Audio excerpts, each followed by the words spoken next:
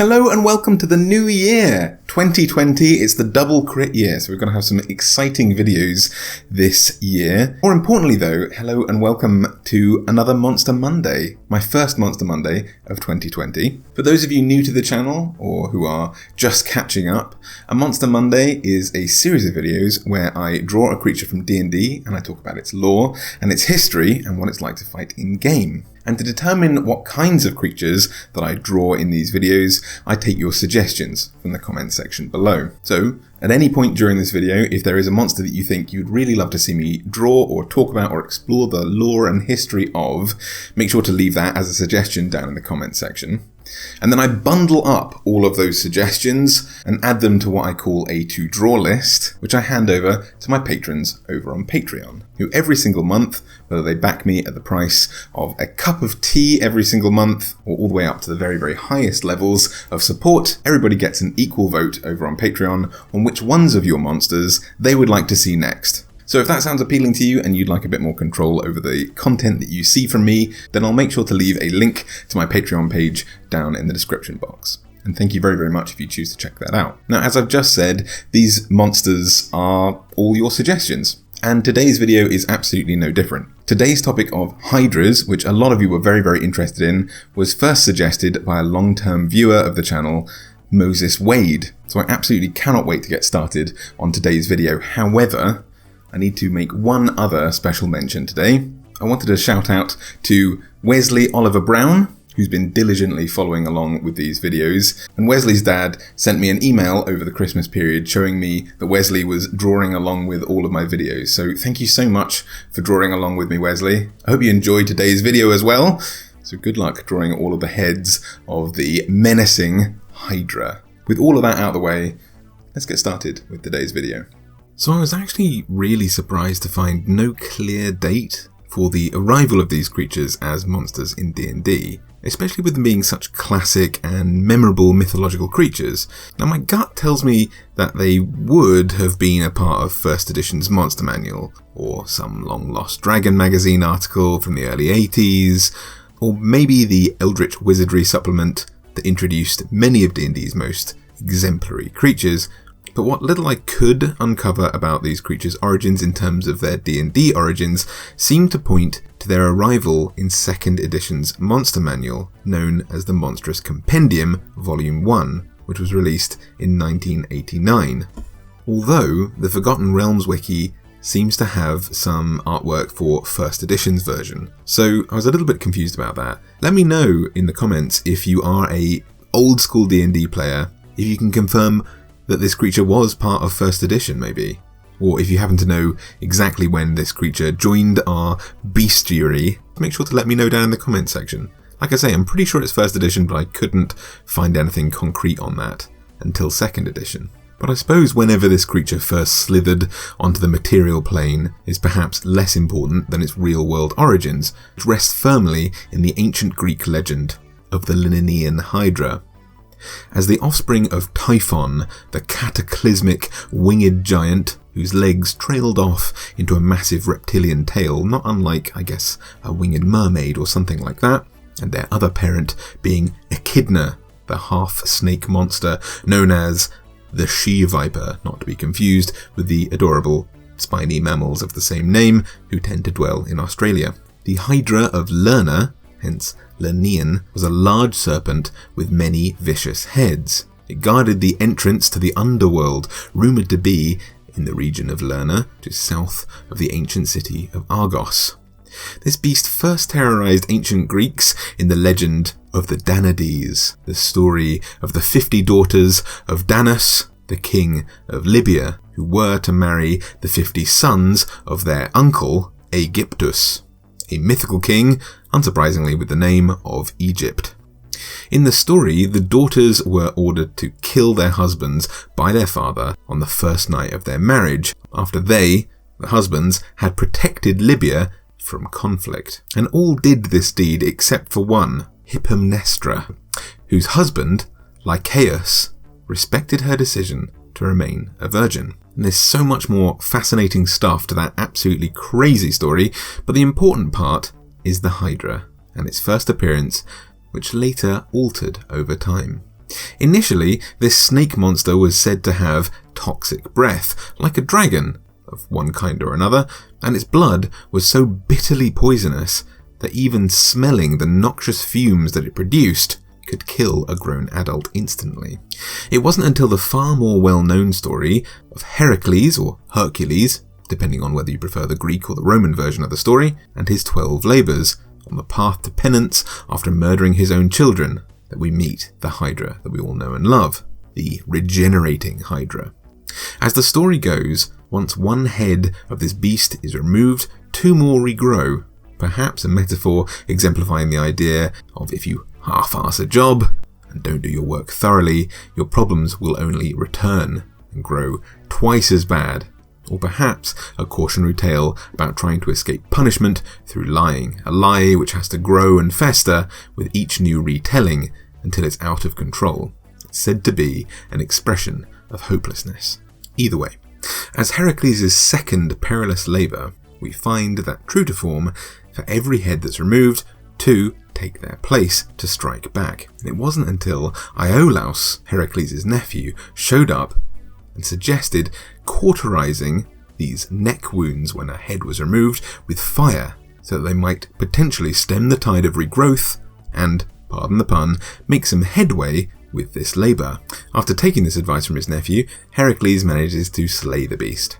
He places the final head, still living and writhing, under a massive rock so that nothing could grow from it. He dipped his arrows in the malignant blood of the beast, and his task was done. My first encounter with this awesome creature was through the 1997 Disney movie Hercules, where, at the tender age of 7 years old, my mind was first set on fire by the idea of Greek mythology, in no small part due to this creature, and Gerald Scarfe's amazing concept art of it. In the film, the creature is a massive, stadium-sized, dragon-like beast that quickly overwhelms Hercules because it's enormous and terrifying. It has these huge claws and hundreds of massive writhing heads, which made me really quite underwhelmed to discover that the artwork of the original legends depicted this unsurmountable monster as no larger than a boa constrictor. It had no limbs to speak of in these classical legends either. In turn, this disappointment was flipped on its head when I first picked up the 5th edition Monster Manual and saw not only that this creature had a reptilian body, but that it counted as a huge monstrosity, meaning that this creature could comfortably dominate a Colosseum at somewhere between 16 to 32 feet tall and approximately 10 to 15 tons in weight. According to the Monster Manual, these creatures were spawned at the dawn of time from the spilled blood of Linnea, a rival dragon god to Tiamat, who would be the executioner of Linnea.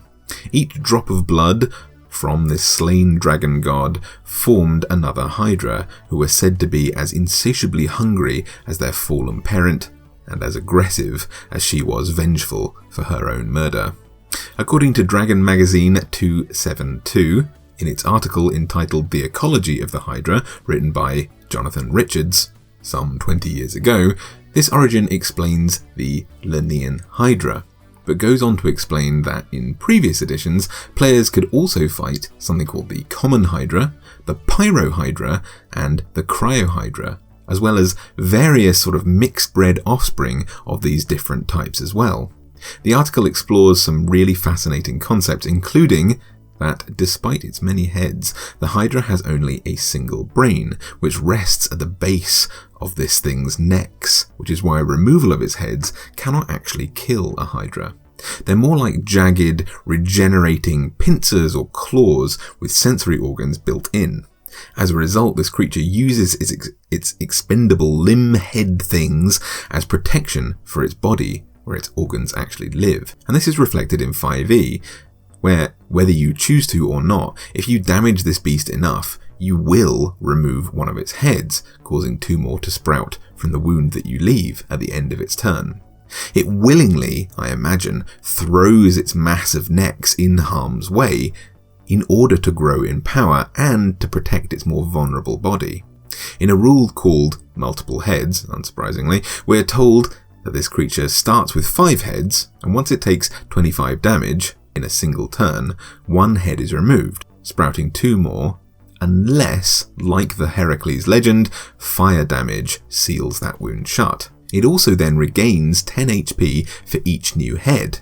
A compounded problem because this creature gets a reaction for each head that it houses and can make a d10 plus 5 piercing damage attack with each of its heads on its own turn. Jonathan Richards' article goes on to mention that after 24 hours rest, any additional heads, aside from the original 5 that the Hydra has grown, quote, shrivel up and fall off, which is ultra grim. But personally, I kind of like the idea of perhaps this being how Hydras maybe asexually reproduce.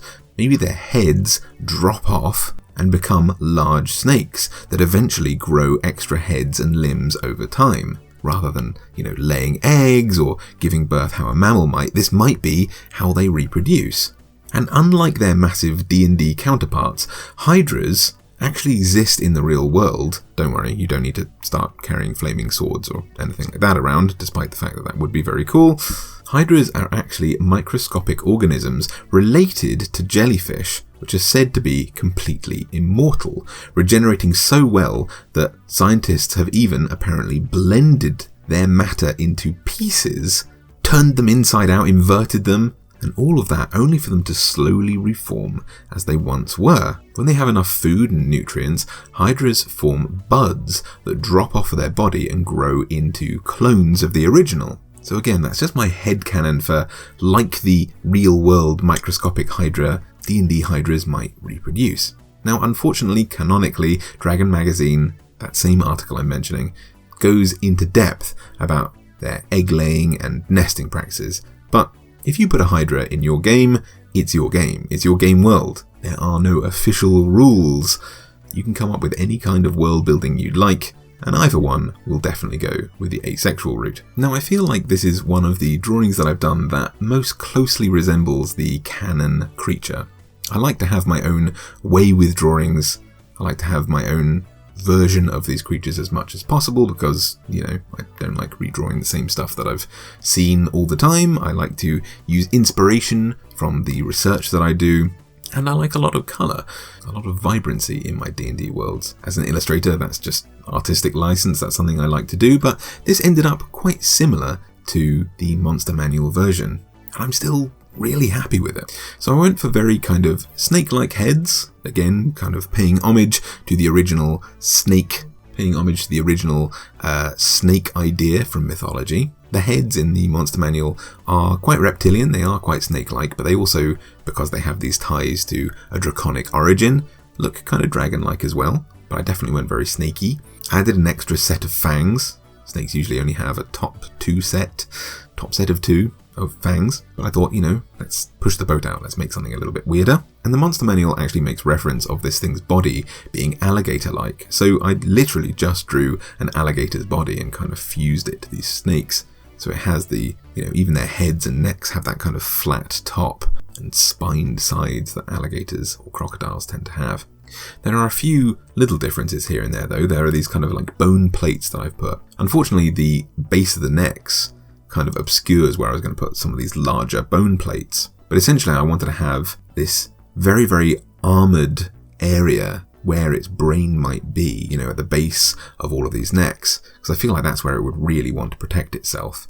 I really wanted to make the heads quite flat because they don't have brains inside them. The eyes are the sense organs, and otherwise it probably has this optic nerve travelling down these necks, but otherwise it's just a tube for eating, basically. I wanted these necks to look like muscular and powerful, but also thin and hollow because they are just swallowing, biting, poisoning, and sensing centers. They don't have a brain in their head at all. And maybe not even bone. Maybe like a tentacle, they're just kind of purely muscular. But anyway, I was really pleased with this one, and I hope you enjoyed it as well. If you did, make sure to leave a little like down below. Maybe favourite this video and share it with the rest of your D&D group if you fear that your DM is going to throw a Hydra at you. I mean, hopefully not physically throw a Hydra at you because they're like 10 to 15 tons, but you know what I mean. Everything that you can do like that really, really helps this channel to grow. So I really, really appreciate it if you share these videos, try and expand who's actually getting to see them, because I love making these videos and I really want people to see them. So I'm glad that you have joined me today.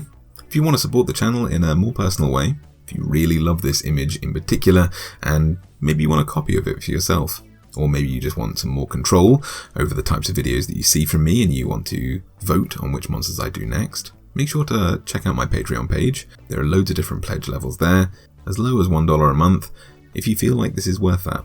I really appreciate your support and helping to grow this little community that we've got going on there. So thank you so much if you choose to do that.